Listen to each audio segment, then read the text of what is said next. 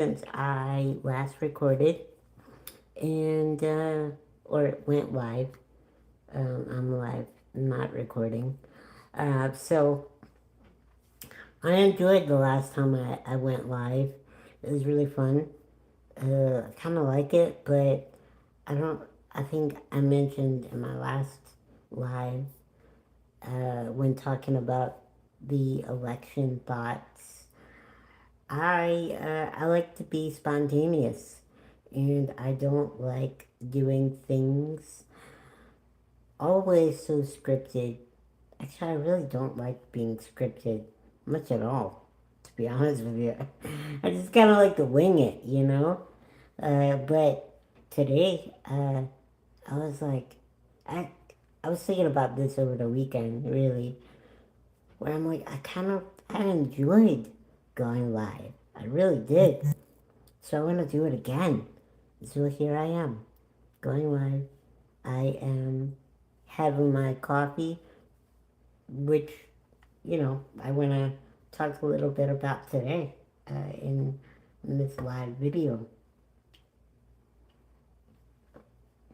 So, you see the title of the video. It's called Getting Cold Outside. What do I do now? And I think that a lot of times people, when it gets cooler outside, gets dark earlier, and the days are shorter, people who tend to struggle with seasonal depression, they really get, kind of down uh, during these months. I don't think I ever did deal with the seasonal depression as I sit back and think about it.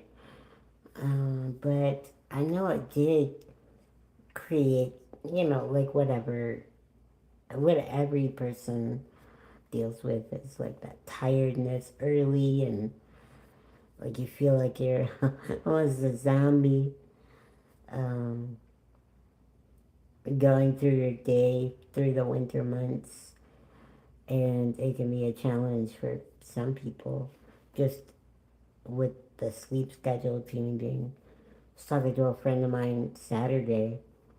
Um, he's got a watch, a smartwatch that tells you when your body's in recovery mode. Um, and it's usually like a day or something like that. But his has been in recovery mode since the time changed. And that is just his body is just not acclimated to the time change yet. And my smartwatch doesn't have that feature, but it does tell me when I need to rest and relax a little bit if I didn't get good sleep. Which, by the way, I did not get good sleep Saturday night, and I was really debating on whether or not I was gonna go to church on Sunday because I did not feel it.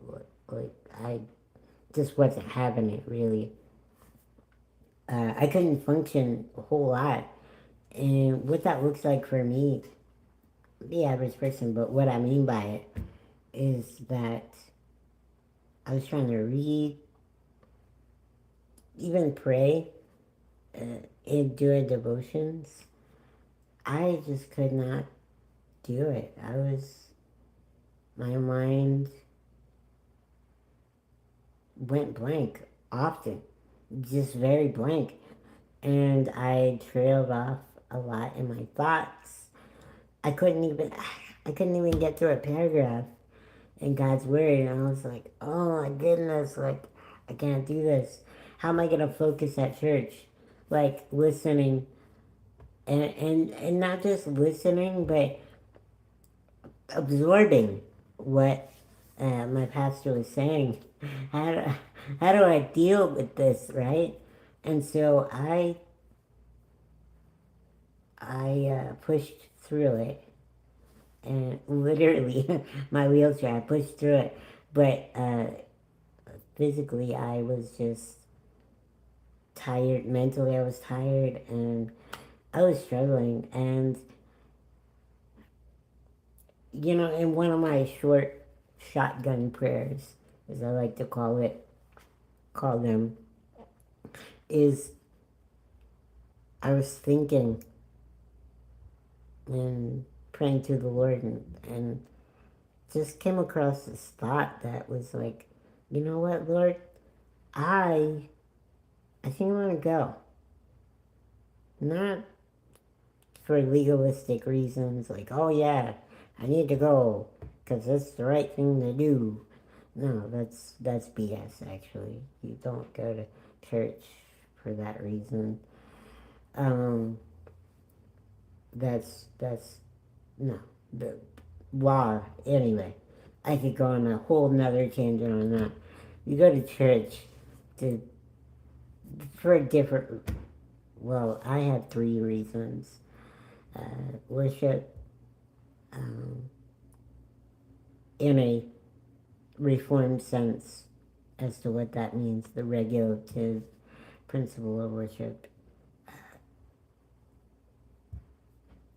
I could explain all that some other time too. Fellowship and instruction, like teaching. We can dive into the word, but sometimes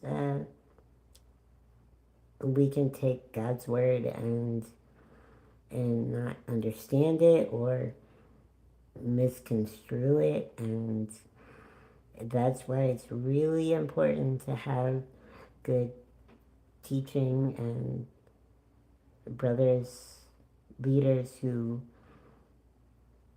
have been in the word for years, and they've learned how to teach the word and understand it properly and stuff. So anyway, those are my three reasons. And it's not really in any order: worship, fellowship, teaching. I would say teaching, if you want to put it in order, would be the first, fellowship and worship, or I don't know. I don't put them in order. But anyway, all that to say, I was struggling yesterday, and the reason I chose to go to church yesterday, even though I was so tired and just not mentally there, I had a conversation with someone at church months back about, when I don't sleep well, I tend to not go to church because I feel like I'm not a kind person. Like, I'm more grouchy or short in my conversations or responses, you know, and I tend to hide that, you know. And I think that I'm sure I'm not the only one, but I believe that from my past life experiences, or should I say past experiences in life. I don't want to sound like I'm some wacko that believes that I've had other lives. No, anyway, past experiences in life have developed that belief that, yeah, like, you always have to be on. You always have to be on your game. You gotta be, able to engage people. And you gotta always be nice, super nice. You always do want to try that, yes. But what I wasn't really allowing was for the imperfections in myself. And for others to see that. And it's a really hard thing to let go of and to give that to the Lord. Growing up, I had two households that I lived in, and one household I had to be perfect, or it was seen as disrespect, or that was that those parents' problems, but um, it to put that onto me and my other siblings, it made it. I'm sure that played a large role in why I tend to have that belief. And so yesterday, it felt good to go to church, even though I'm struggling to recall right now even what my pastor even talked about. And I remember in the moment that I enjoyed the word that he gave, but because I was even debating on not going to our Bible study in the evening, because I'm like, I just don't have the energy, you know? Being someone who can socialize and things like that, I get energy from other people. But no, yesterday was not that at all. I was struggling so much. And I was just, I, yeah, I wasn't having it. So anyway, I went and I, I was letting people see my imperfections and my shortcomings that I oftentimes try to hide. And trust me, we always make our shortcomings much bigger than what they truly are. Um, but they weren't there. There weren't anything that I could see that I let out. You know, like I wasn't like super grouchy or anything like that. I wasn't as social, I don't think. Um, but with that said, I was struggling yesterday, and you know, and I wanted to go and let my church family see what that what that looks like. What does that feel like? Like Ricky does have his off days, and let them have that understanding as well. Like I'm not always chipper, and that's why I really went. Um, was more just to show an authentic side of me, um, and I'm gonna have to go back and watch the sermon because I have no idea. I know it was good, um, but I was just struggling so much, and yeah, I was like really out of it, and I think I played it off well. I don't know that many people noticed. Um, I know that I do have Sundays where people do come up and chat with me more often or more usually. But yesterday, I think that some people knew or noticed that I was not on yesterday. And the thing that I enjoyed about that was like people saw the real me. I didn't feel like I needed to hide it. Yeah, it was good. Sleep apnea really does suck sometimes, and I have days where um, it hits me harder than others, or nights. Um, but really, why I'm making this video, that was part of why, you know, but other reasons why. You know, it is getting cold outside, so, you know, what do I do to, like, keep myself going in shape during these cooler months? And I'm not just talking about physically, though that does play a role in it, but I'm also talking about mentally, spiritually, you know, just, I'm always at home. Let me tell you that. I'm always home.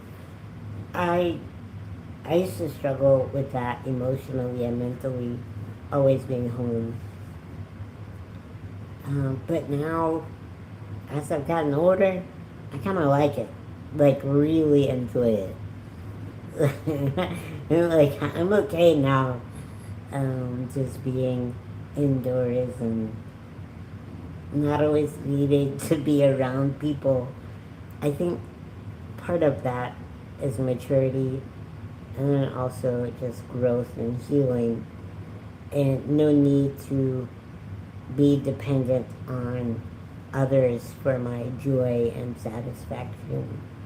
Um, so I guess that's less codependent on having others' needs that need to always fulfill happiness and joy for me.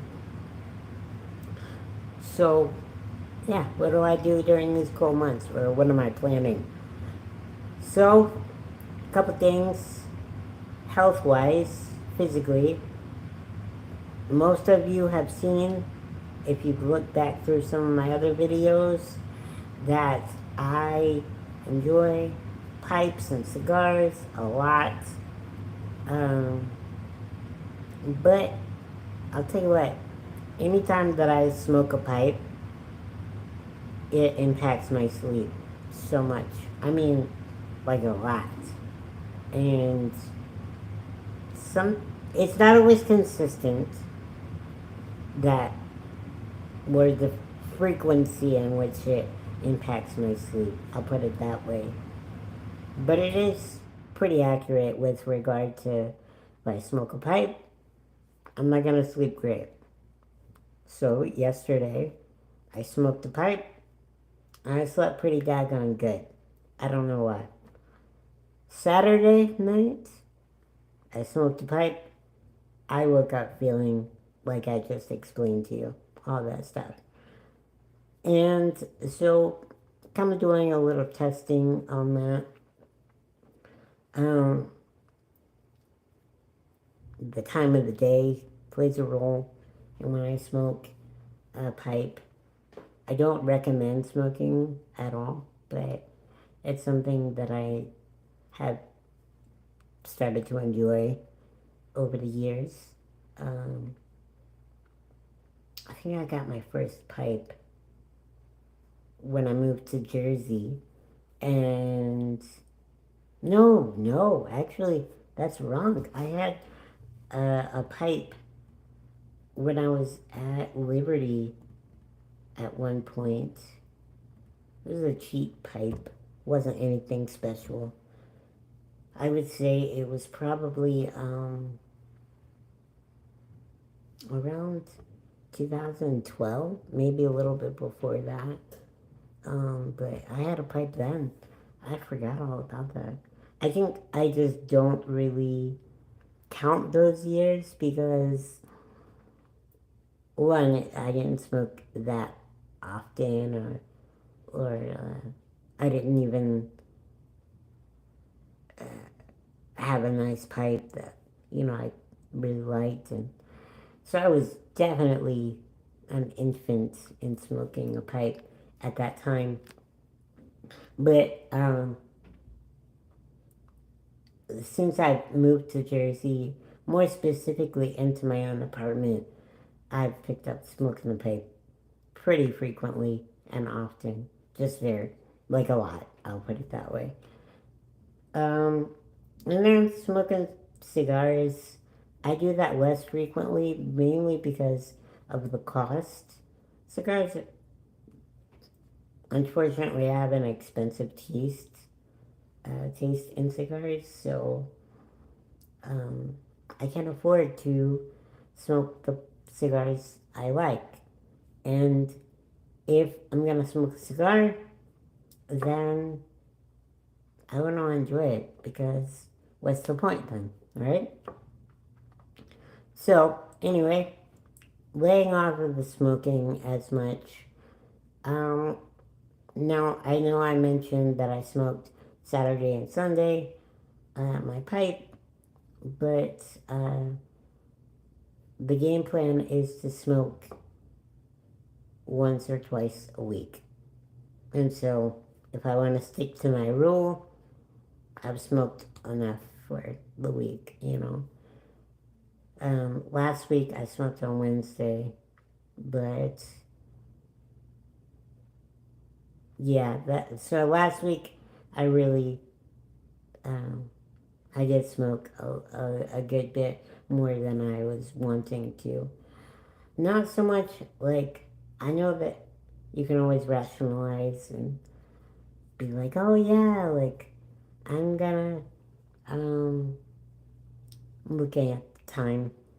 I want to make sure that I'm not um on this live when my aide comes in. So anyway, I could rationalize smoking, or I could rationalize this in general and be like, oh yeah, well, you know, I'm gonna allow it here, but not there, and then why I'm gonna allow it then and not then. You know, I just know that I enjoy it. There is some nicotine attachment I'm learning that I've had. But here's the thing, when I'm not smoking, I'm not like, oh man, I need some. You know how people when they smoke cigarettes, they're like, oh man, I need a cigarette, or it's like they get done eating, they need a cigarette. That's not how it is for me. I'm just like, I'm reading. Sometimes when I'm reading God's word, um, watching a movie or something, I'll just sit back and I think for me it's more the habit of smoking the pipe, not so much the nicotine. But the nicotine is there, and I'm not gonna deny that it probably does have a tug, but it can sometimes be when I'm watching something or reading or something like that. So, anyway, I'm reducing that because I'm not as active anymore during the cold months. I'm not going outside and push my chair. Um, so I need to kind of balance things out a little bit. So there's that. Another thing is I am going to, and I have been pushing my chair around the apartment a lot more. I don't have carpets anymore, so that's unfortunate. I do have carpet in my room, um, and I say it's unfortunate because carpet adds friction and it makes the resistance in pushing. And I like that um, because it does get my heart pumping and I enjoy that workout. So the tread on my wheels, my tires, makes it even more of that challenge because it digs into the carpet and you know, it makes it challenging. So, anyway, I'm in my room a lot more, like pushing, and I've got my little rules. When I go into my room, I gotta go over to my shoes, which is all the way across the bedroom, and then I can do whatever I went into my room for. So, anyway, that's like a little rule for me to stay physically fit, and so that's great. Other things like to keep my mind busy, I've got books that I'm planning to read. I like Ted Dekker a lot. Check him out if you like thrillers or psychological thrillers. My favorite book is Three, like the number three. It's a good book. That's my favorite one. Um, but yeah, I tend to oftentimes read educational books and just development books, like mentally or spiritually, you know, things like that. But this time, I want to read something for fun. over the cooler months, which kind of leads me into the biggest part of this video, or biggest reason for making the video. I am on a journey. So I've had this idea for a book, writing a book. I've had it for about, I don't know, since 2012, maybe 13. And I came up with the idea when I was living with family, and I was just like super depressed, not really going anywhere in life. I was just like waking up on a cot, going to bed on a cot. Like I sat on the cot all day. Like it was just,